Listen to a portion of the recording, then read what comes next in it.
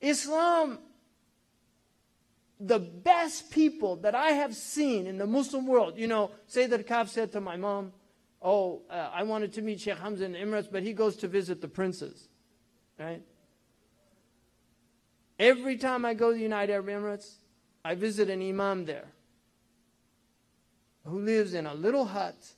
He's one of the poorest people I know. He gives all his money out to his tribe back in Mauritania. He's a great scholar, a beautiful man. And when I go to his little house next to his masjid, the love that he shows anybody that walks through that door. This is the love that I've seen in the poor people around the Muslim world. I once took a group to Mauritania, and Ibrahim Asiofa was with me, so he'll confirm this story for you. We traveled, and we got to a spot, it was raining, and the jeep got stuck in the mud, which we had been told might happen by Marabt Ahmed Fal that day, earlier. He said, when you get to Isbir, which means be patient, there was a little sign there. It said Isbir, and that's where we got stuck in the mud. I'm not making this up. You couldn't make this up. He said, just go to the right and walk for a while, and you'll find some people that will help you. So we did what he said. There was a tent there, and there was a shepherd, a Bedouin shepherd. And it was so windy that night. And Mauritania, people who have been to Mauritania know how windy it can get. We went to sleep with that man holding the tent up. After he'd sacrificed a sheep for us and fed us, he was holding the tent up. When we woke up 4 hours later to pray Fajr, he was still holding the tent. And I remember Ibrahim just said to me, was he up all night? I said, he didn't want the tent to fall on us. I mean, to me, those are rich people. You don't need Prozac in the Mauritanian desert because they're not depressed. The wealthier you get, the more Prozac you need. Because you have so many humum and humum. People know this. People that have been successful. I told somebody tonight, he said he lost all this money. I said, honey and lek. You know, congratulations. Because it's just headaches. And then you have the guilt. You know, if you're like me, I was raised by a very liberal mother, so I have all that liberal guilt. You know, it's an unjust world. I shouldn't have all that I have, you know. So that makes it bad too. But it's tough when you look around the world. What's going on? You've got gangsters now. We just had a Muslim group. Who read that in England about that? About these groomers that took these young girls and 14, 15 years old, turned them into prostitutes. It was a Muslim gang. They all had names like Muhammad Khan and Ghulam Ahmed. And it just makes you sick to your stomach. What kind of people? People have no rahmah in their hearts. How could you do that to a human being? And now in Mexico, they've got the same situation going on. All this human trafficking. They estimate now, the United Nations estimates there are more slaves today than ever in human history. And most of them are in sexual servitude. More than any time. We just had a building collapse in Bangladesh. And Walmart, don't shop at Walmart. I'm telling you, do not shop at Walmart. Don't shop at Target. None of these places. I'm serious. We need to stop supporting these people. And you can't change them through legislation because they have bought the legislators. The only way we're going to change them is where it hurts them, which is the pocketbook, because that's the only thing they care about. They don't care about human beings. They care about the bottom line. And I really think we need to be ethical shoppers because every time you buy something, you're making an ethical choice. And I told people about the Better World Buying Guide. We should do these things. If you have... Berkeley is a fair trade city. It's one of the only 5 fair trade cities in America. Because many of the shops in Berkeley are committed to fair trade coffee, fair trade chocolate, finding these out. We can afford to do that. It costs a little more at this stage, but this is how you have to raise consciousness in this country. We should have Muslim clothiers that make ethical clothing where people are paid just wage. Hershey, you know Hershey chocolate?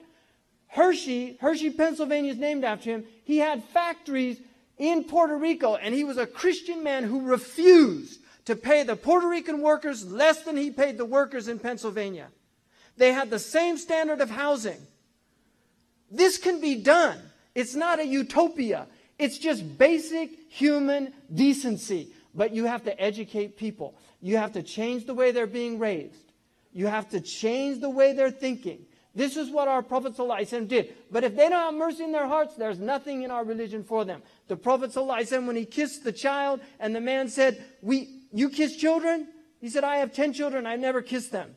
He said, I have nothing in my religion for somebody who has no mercy in their hearts. There's nothing there. I can't do anything for you. You have to have a basis. And whatever that is, if you have even a little bit, you can grow it. قَدْ أَفْلَحَ مَنْ زَكَّاهَا. When you learn, your brain grows. You get dendritic. You get all these connections that begin to move. We know about neuroplasticity. You can change your mind. You can change the way you think. I just got a letter from a lady a recent convert to Islam. She was in Mecca with us, and when we went to visit the masjid where the Prophet did his bay'ah, I told the story of Ismail. And Ibrahim, when he came to visit Ismail, he wasn't there. His wife was there. And he asked her, how are things? And she said, they're wretched. We live in a horrible place. There's no food.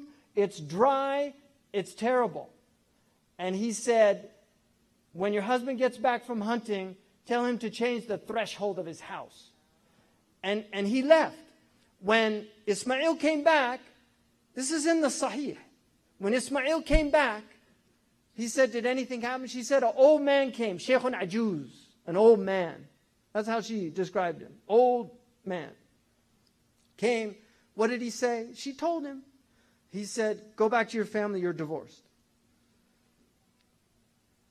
Then he married a second woman. When Ibrahim came to visit, as Allah planned it, Ismail was out. He had to hunt every day because it was a sustenance living. He asked, how are things? She said, ni'mal ahwal. What blessings we're in. We have everything we need. It's such a blessed place to be, this valley. Nothing was different except her state of mind. That's all that was different. And Ibrahim said, tell your husband to hold on to the threshold of his house. And so when he came back, Ismail said, did anything happen? She said, there came a very dignified sheikh, Shaykhun Waqur. See, even looking at him, she saw something different from the first one. It's very subtle in the hadith. But this is what she saw. She had an inner light. And she is the great-great-great-great-grandmother of our Prophet ﷺ. Because that's who Ibrahim needed to be sure that she could carry that blessed seed to fruition. Because that's the child that's going to be raised by that woman. You have to know who's raising your children.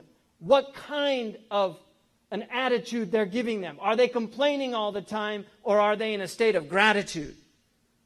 This is the state of mind. And that comes from understanding. And that's what happened. This woman who wrote me this letter, she said, as you were saying those words, I felt something come up inside me that was so powerful because I realized I was that first woman. And then she said, but that's when the miracle happened. Because I suddenly became the second woman. And from the rest of the trip, she said, she just saw miracles and blessings. She had been complaining and talking about this and that. And if you look at the outward of the Muslim world, it's a disaster. But really, it's a disaster. But if you recognize what these people have, you will begin to see the beauty of what this religion does to people. You'll see the sacrifices. You'll see the miracles happen. Wallahi. You'll see it.